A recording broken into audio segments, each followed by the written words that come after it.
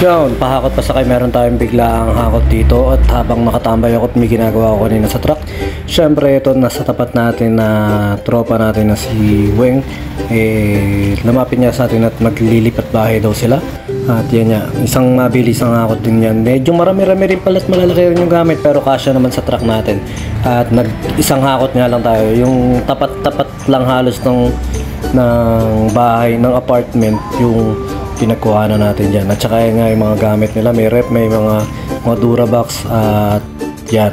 Basta may mga ganyan. Kahapon na-cancel yung hakot natin kasi medyo nagkaroon ng problema. Medyo marami yung gamit. Tapos late na kasing sinend sa akin. Kasi nga niya ayaw isesend ng maaga yung mga video ng gamit. Kung kailan pahakot na. Niya, nagkamali tayo ng bigay. Masyadong naibigay natin ng mas mababa na hindi angkop dun sa dami ng gamit nila, ma'am.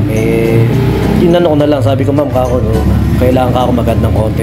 At ito na nga, nandito kami sa Pabaliwag kami dahil Plaridel to Baliwag nga lang, isang mabilis ang biyahe lang, patumana lang kami. Sa tumana namin dadalhin yung mga gamit nila, Weng, at saka isang mabilis ang babaan lang yan dahil pag sa tapat lang halos ng karsada tapos pintunan nila, kaya madaling magbaba ng gamit at saka mabilisan dahil nga may mga dumadaan-daan din. Kaya yun, binilisan lang namin yung baba dyan.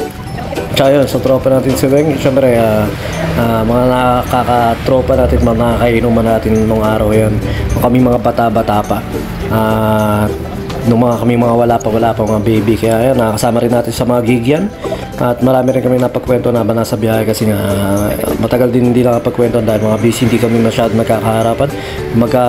Ano man kami dito, tango-tango lang kasi medyo mabilisan ang galo dito sa kapaligiran natin.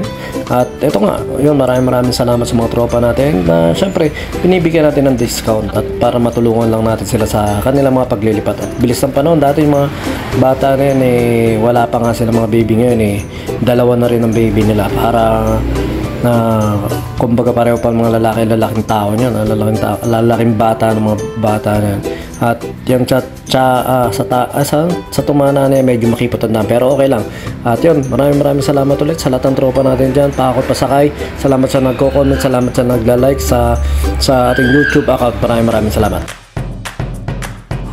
B-Jam Lights and Sounds. Yun mga boss, baka may mga upcoming events kayo na parating dyan gaya ng binyag, kasal, debut, at kahit anong okasyon na kailangan nyo ng banda, acoustic band, full band, sequencer, meron po kami at kaya po namin kayong matulungan sa mga paghahanap nyo sa mga pangailangan nyo sa inyong okasyon. At ayun, maraming salamat sa mga tropa natin syempre na nag-share, nagla-like at nagsusubscribe sa atin sa ating YouTube channel. At saka maraming salamat syempre sa mga boss natin na patuloy na nag-hire sa atin. Maraming salamat po ulit.